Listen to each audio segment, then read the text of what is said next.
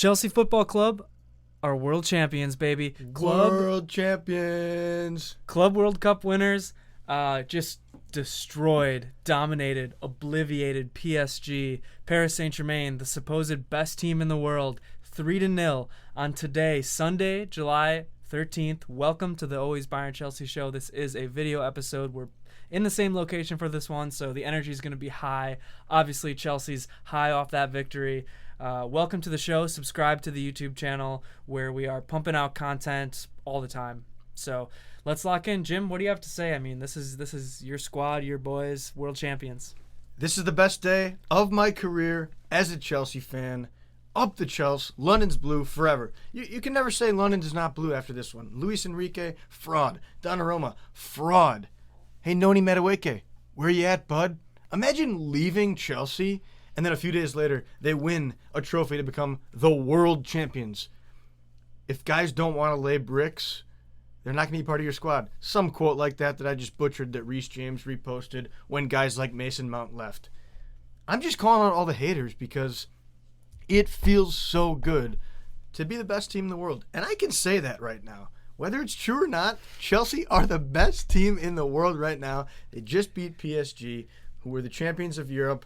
Everybody says European football is the best in the world. So guess what? That's how it is right now. And I will be insufferable for the next month at least because Chelsea are getting a gold patch on their kit for the next 4 years.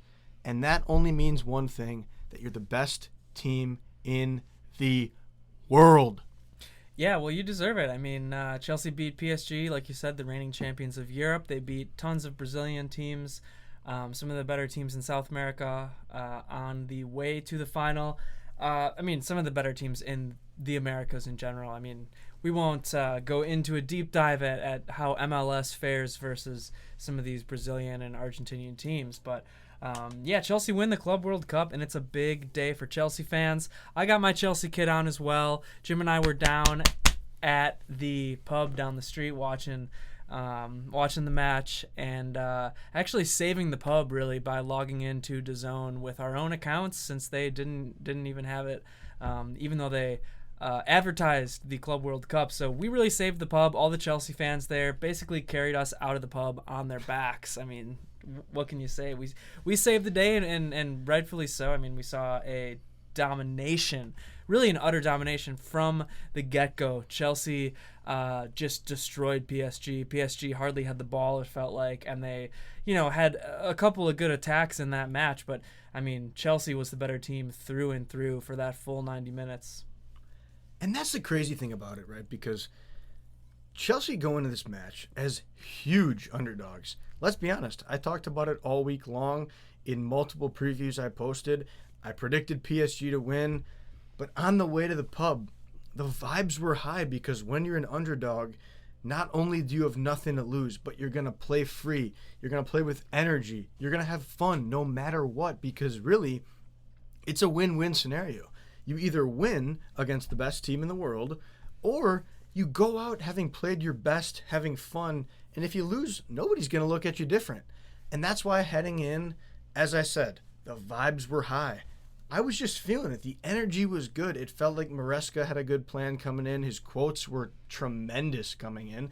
Reece James, everything he was saying as captain was phenomenal.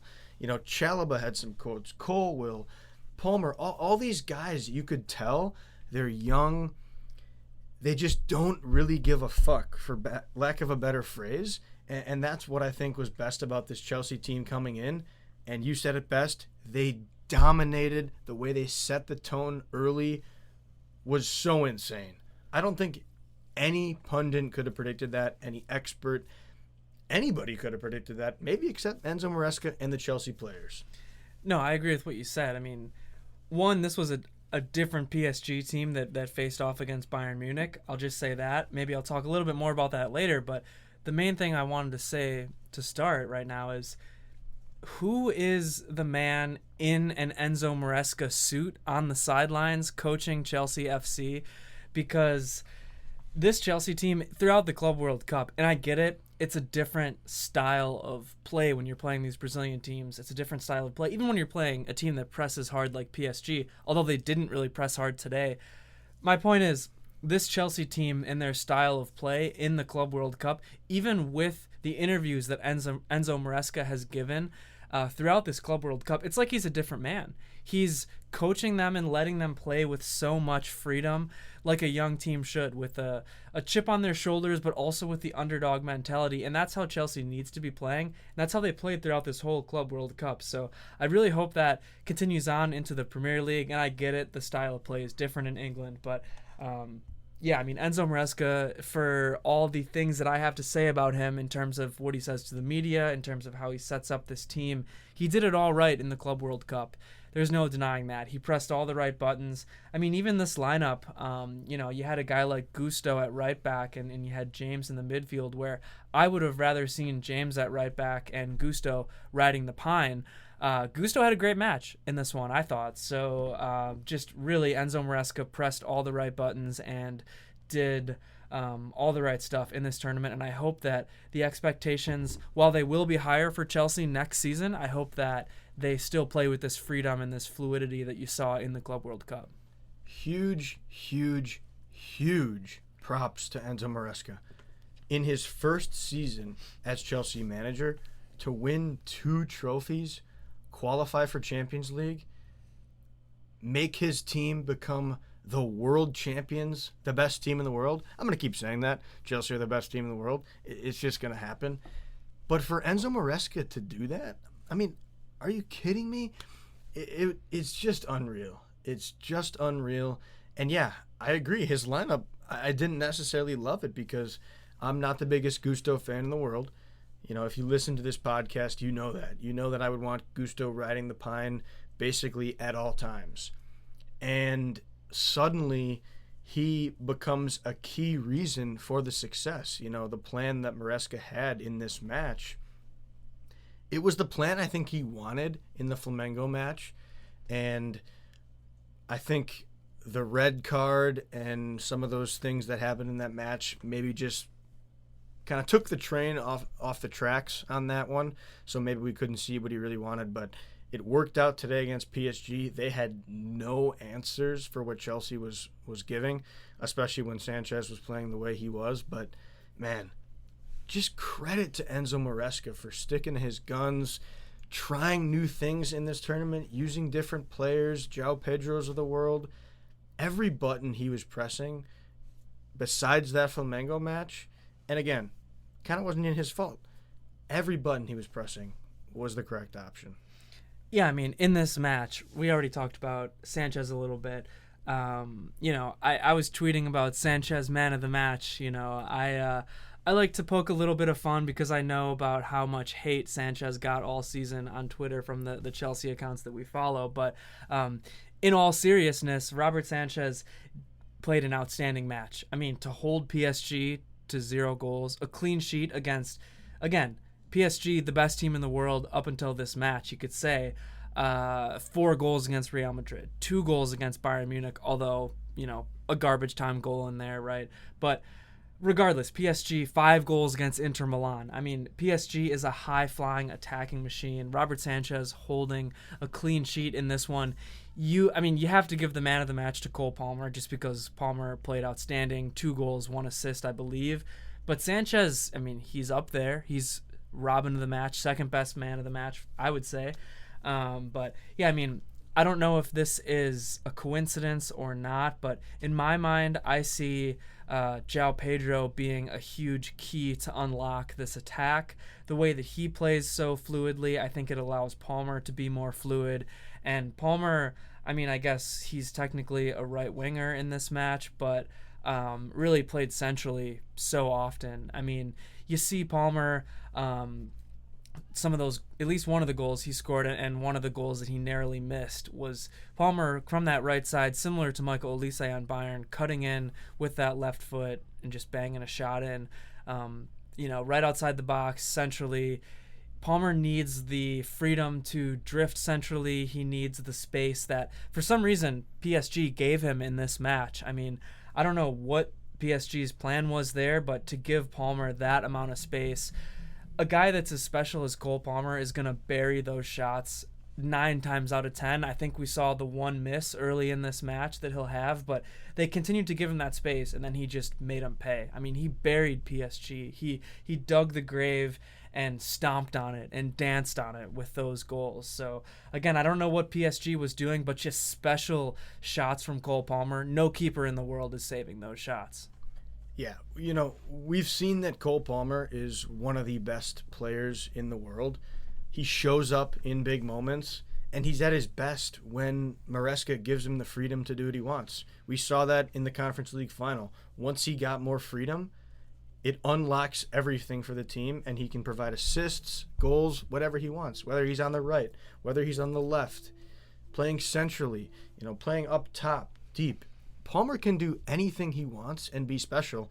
And what I like about his freedom with Joao Pedro and with guys like Enzo Fernandez, we saw that first narrow miss that Palmer had.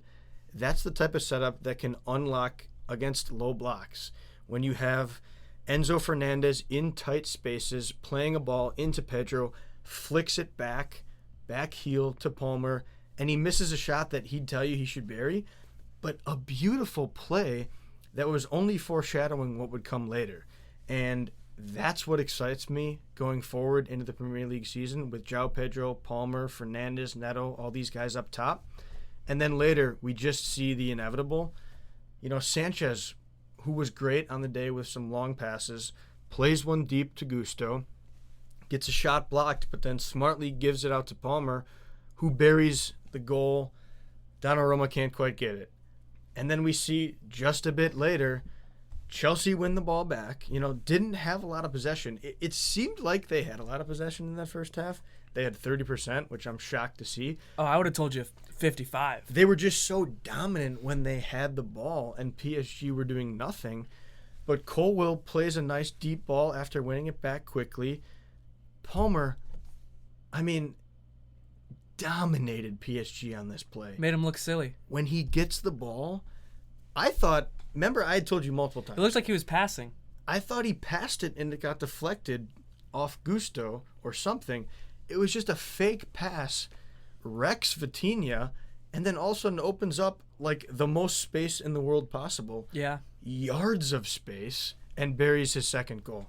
The things that Palmer can do with the ball, unbelievable. And then later, after having 2 goals, says, okay, I'm just going to waltz into this space that, as you mentioned, PSG continues to give me. I'm going to just say, la-di-da, la-di-da, go right up the pitch. Because literally on this third goal, Palmer goes 100 yards up the pitch with nobody on him. Yeah. Says goodbye to the PSG midfield that apparently didn't feel like showing up on this particular play. And then slots a beautiful little ball into Joao Pedro, who has a perfect chip over Donnarumma, who apparently is just a terrible keeper, and I want him nowhere near Chelsea now. So, yeah, well, here's the thing, and these 2 ideas might sound contradictory, but I believe that they're both true in this match. One, like we've been saying, and I'm comparing this to the Bayern PSG match because in my mind that was a great match through and through. Real Madrid was lower than garbage against PSG in that semifinal, which I did watch as well. But Bayern PSG, okay, when you have Olise and Kane, every time they touched the ball, they were double or triple marked versus PSG gave Palmer about 50 yards of space whenever he touched the ball. But here's the other end of that equation. Even though Kane and Olise were double, triple marked, they still didn't bury their chances against PSG. And that's why it was 0-0 at halftime, even though Bayern dominated that first half. Chelsea was 3-0 against PSG at halftime because Chelsea, outside of that one Palmer narrow miss, they buried their chances. And even though there was more space and the midfield was completely wide open and there was all this room around the box for players on Chelsea, you still have to bury the shots, and Chelsea did that, whereas Bayern didn't do that against PSG. So at the end of the day, that's what it comes down to is scoring your chances in these clutch moments, in these knockout best of the best matches. Yeah, and I'd have to go back and look and see the specific reasons for why Chelsea ended up maybe in some better spots than Bayern. I get not bearing your chances too, but maybe it has something to do with where you win the ball, then you play it forward. Like I said, Gusto then having the wherewithal to pass. It seemed like Chelsea might have been better, their midfielders and attackers, at just running down the pitch and being in those good spots. I don't know. It's tough to say, really. I think there's some good fortune in where you win the ball and then you play it forward and like I said, find yourself in some good spots. I think Chelsea have had such a dominant midfield in this Club World Cup and dating back to earlier parts of this season. Moises Caicedo is the best CDM in the world. That really helps. Enzo's able to go forward as much as he wants. Gusto, who technically is midfield at times, bombs forward as much as he wants. And I think James did a great job of holding down the midfield, even though I didn't think he was the guy for the job. So I think when you have those guys in there, it just frees up everybody else so much. And maybe that's why Palmer was able to find so much space, because his teammates did a real fine job. I don't know. It's, like I said, it's tough to analyze in the moment when you're having so much fun watching the match. But I'm sure the tacticians out there will tell me precisely how Chelsea was able to do it with some good YouTube videos of their own. Yeah, it was interesting just because I see, I don't know, against Inter Milan in the Champions League final, for example, against Real Madrid in the semifinals of the Club World Cup. You see PSG's midfield, Vitinha, Neves, Ruiz, they're dominating. And then even in the Bayern match, I thought that Kimmich and Pavlovic were more in control of the match. And I think in the Chelsea match, James and Caicedo just babied. I mean, for the most part, babied the PSG midfield. So, yeah, I don't know exactly why that is. And like you said, maybe there's some tacticians out there that'll, go in on it. But, it can't just be the Pacho Hernandez red card suspensions for PSG, because PSG has a world-class midfield. I mean, you watch a lot of these guys, too, in international play, or at least I do, and they look so solid. But,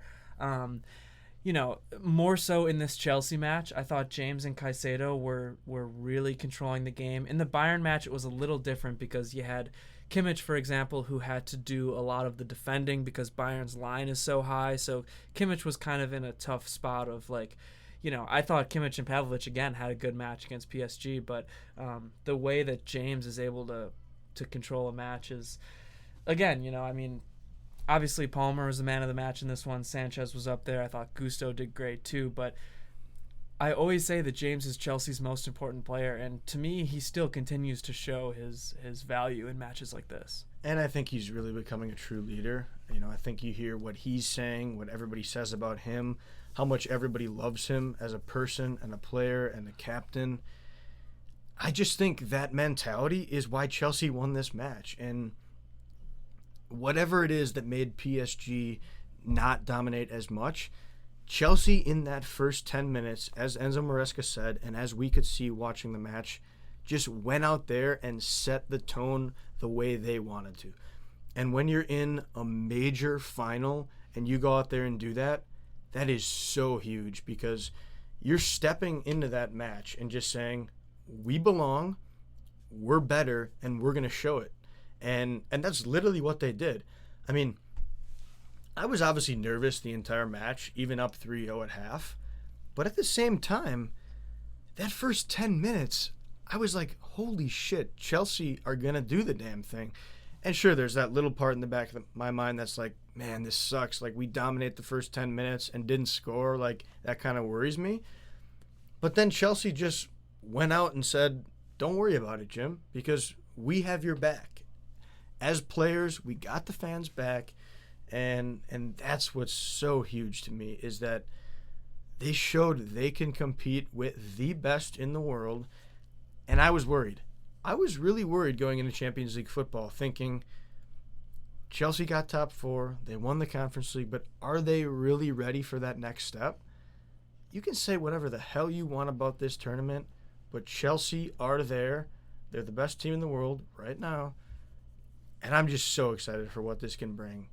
In this project, to win this right now, man, it's special. It's special.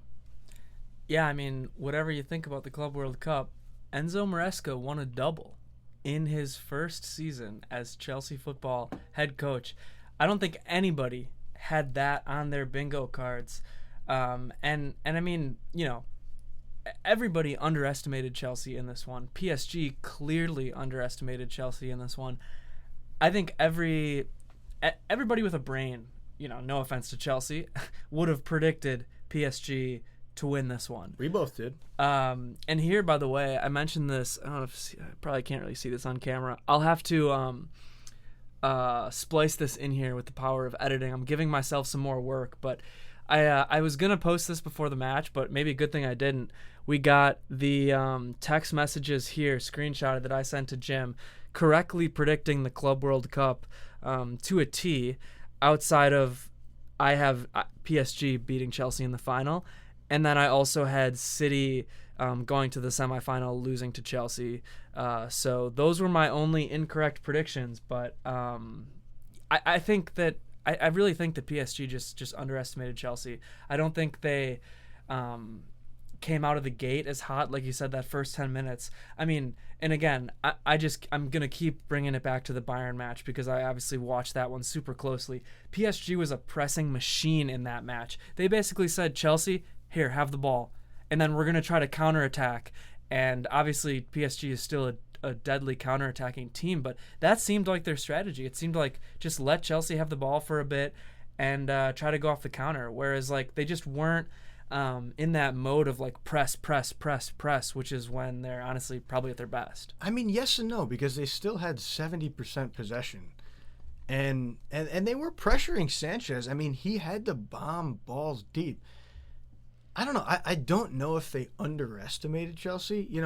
Luis Enrique did say before the game that he respected Chelsea a ton, said they're a super talented team. They won the Conference League, all this stuff. It's interesting. I think it was a combo of maybe underestimating them. I think they were also arrogant. The Douye non-shot in that first half when it was 0-0, that is such an arrogant play, trying to find the perfect pass to his teammate and not getting a goal there. That, to me, reeks of arrogance. So I think it's a combination of arrogance, a little bit of underestimation of Chelsea, and let's not forget Chelsea just being the better team on the day. I think that is the most important thing. I think Chelsea just did have the better plan and played better. And, let's just not forget that, because that ultimately is going to be the reason that it's 3-0 and a dominant performance. So however you want to put it, those watching at home, I don't think there's any way you can spin it. Chelsea were the better team on this day. Are PSG the better team in total on the season? Maybe. But I don't care about that because Chelsea were the best team today, and that's why they won. Now, we did see a red card in this match. We saw some scrappiness after the match by Donnarumma. And Enrique. Piss poor losers on the day. And I just want to get your thoughts on that. We had a lot of folks who were really chiming in at me in the comment section of my Bayern Munich PSG match where I said that those PSG red cards were dirty plays. A lot of people didn't like that. So how do you feel about the PSG red card, Marc Cucurella's hair getting yanked, as well as Donnarumma coming up to, I don't even know who it was. It was just the whole pile of Chelsea players after the match celebrating, coming up and getting in their face. How do you feel about a man who potentially ruined Jamal Musiala's season / maybe career, showing his true colors potentially?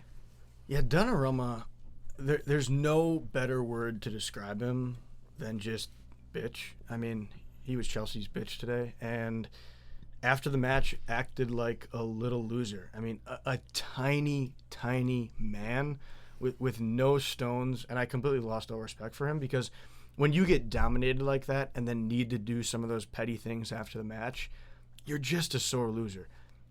And it's coming from a guy who's flipped many boards in board games over the years. So I know what it's like to be a sore loser. I know the pain that you feel inside. But you just need to realize you're a tiny little man. I was doing those things as a second grader and probably as a high schooler as well, but still not quite a man. And Luis Enrique as well.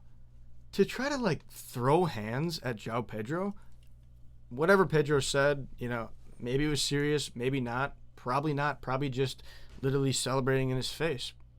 That's his right. When you score a goal on a team, you can celebrate in their face. That's completely fair game, in my opinion. And then let's talk about Joao Neves. Okay, is Marc Cucurela annoying? Is he a gnat? Is he a little mosquito that gets underneath your elbow and tries to bite you? And does he do annoying shit and flop around on the field? Of course he does. That's his game. That's what makes him so special. He also happens to be a world-class left back that can score goals and defend the shit out of you. And so to be down 3-0 and just decide, okay, I'm so pissed, I'm a sore loser, I'm just going to yank his hair. Come on, dude. That's just a red card. You're just a loser doing that type of shit. Yeah, I had to kind of goat you into saying some stuff there because we enjoy interacting with people in the comments. So leave a comment on this one if you think we're just full of absolute shit and Chelsea deserved to lose by 50. Let us know, because I get a kick out of that stuff, and I like talking to people in the comments. So, and if you do comment anything against Chelsea, my direct response is going to be in all caps: Chelsea period are period the period champions period of period the period world! Exclamation, exclamation, exclamation, exclamation, exclamation, and a bunch of emojis, because that's just the truth. And the one thing I will say about this Club World Cup, we were inches away. We were a disallowed goal away from seeing Bayern Munich versus Chelsea. And we're going to have to see it at some point. We're going to have to see the champions of Deutschland play the champions of the world, because that is a match that I would be salivating over. And we missed it in this tournament. And we didn't talk a lot about that because you were away, I was away. And it just...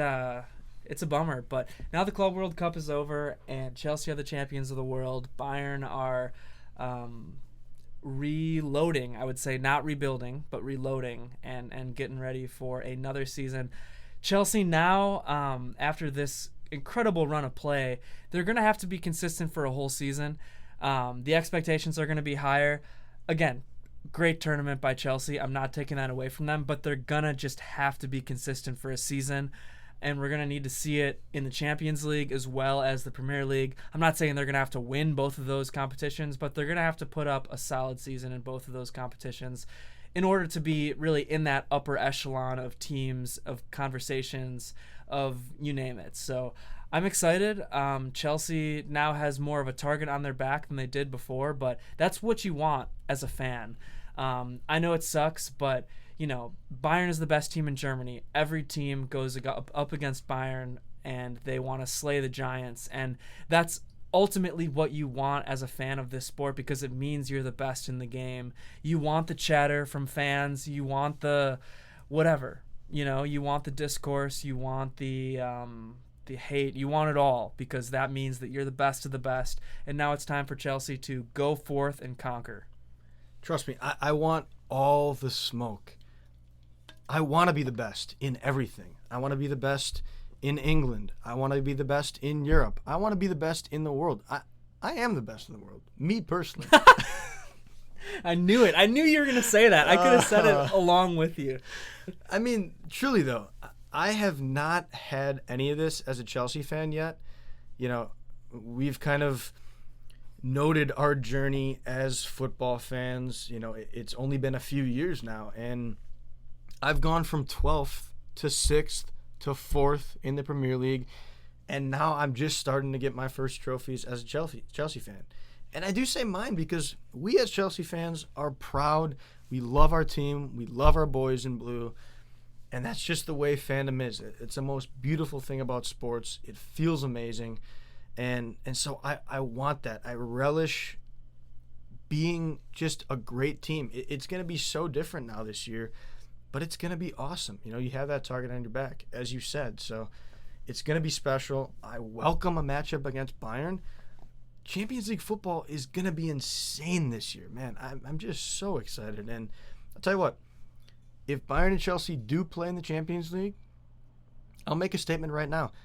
You can bet that I'll do everything in my power to have my butt in the stands for that match, no matter where it is, no matter how much it costs. That's a huge statement to put out there, but I'll be right there with you then. We're saying it here now. I told you this before, but I have a sneaking feeling that Bayern will be playing Chelsea in the group stage of the Champions League. So we'll see. That draw will be probably coming out at the end of August, at least it did last year, so I would assume it'll be the same this year. But, Yep. I mean, do you got anything else to say about Chelsea Football Club or this match?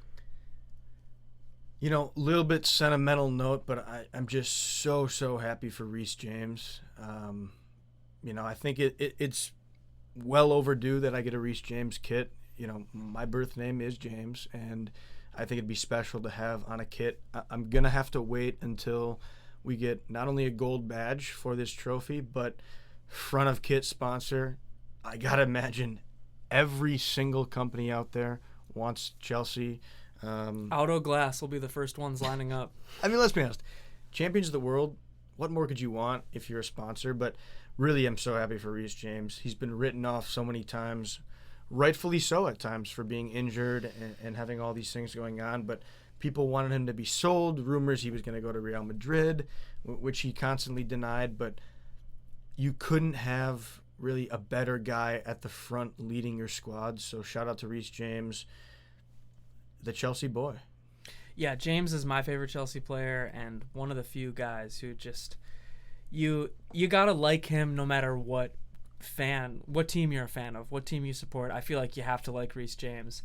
But yeah, stay tuned here to the Always Bayern Chelsea show. We'll keep you posted. Just because the Club World Cup's over doesn't mean we're over / taking a break or anything of the sorts. I mean, the transfer market is already insane. I talked about last episode a lot of the rumors regarding the transfers around Bayern Munich. I'm not going to go into detail on that. I will just reiterate. I want to get Eze.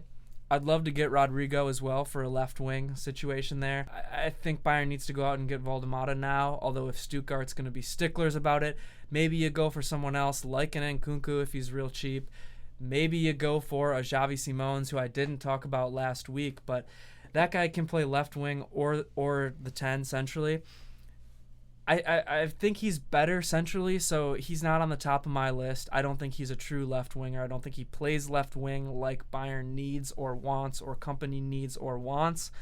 But he'd be a great fill-in for Musiala, a backup for Musiala / Kane even maybe, depending on what formation you want to do.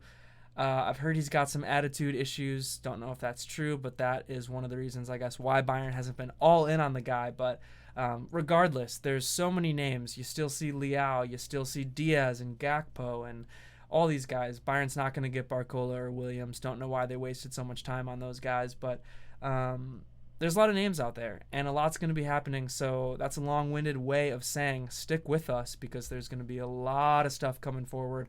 A lot of off-season stuff from us as well, preseason, next season predictions. We're going to have to do one of those so we can look back at it at the end of the year, and just lots of good stuff coming. Even kit rankings, I think I want to do one of those.